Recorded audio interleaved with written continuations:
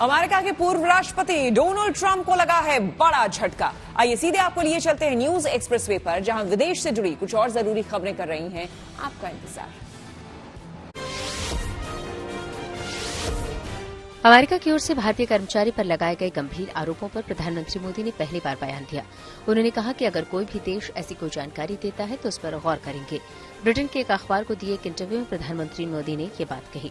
प्रधानमंत्री ने यह भी साफ किया कि उन्हें नहीं लगता है कि कुछ घटनाओं को दोनों देशों के राजनयिक संबंधों से जोड़ना ठीक होगा। हाल ही में अमेरिका ने आरोप लगाया था कि एक भारतीय सरकारी कर्मचारी ने न्यूयॉर्क के नागरिक की हत्या की साजिश रची थी। माना जाता है कि अमेरिकी नागरिक पन्नू हो सकता है।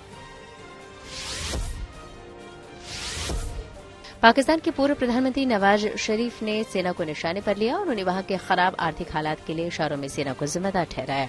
साथ ही उन्होंने कहा कि इन दुखों के पीछे न तो भारत है और न ही अमेरिका, बल्कि हमने खुद अपने पैरों पर कुल्हाड़ी मारी है।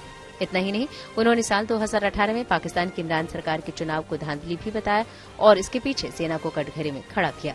वहीं नवाज ने सैन्य तानाशाहों का पक्ष लेने के लिए जजों की भी आलोचना की। अमेरिका के पूर्व राष्ट्रपति डोनाल्ड ट्रंप को बड़ा झटका लगा। दरअसल उन्हें एक अदालत ने राष्ट्रपति चुनाव के लिए अयोग्य घोषित कर दिया। अमेरिका में अगले साल राष्ट्रपति चुनाव होंगे, जिसको लेकर ट्रंप ने भी तैयारी शुरू कर दी है। वो लगातार प्रचार कर रहे हैं, लेकिन अब अदालत के फैसले के बाद इस मामले में नया मोड़ आ गया है। कोलोराडो की अदालत ने कैपिटल हिल हिंसा में डोनाल्ड ट्रंप के समर्थकों की भूमिका को देखते हुए ये कड़ा फैसला सुनाया। हालांकि अब ट्रंप सुप्रीम कोर्ट जा सकते हैं।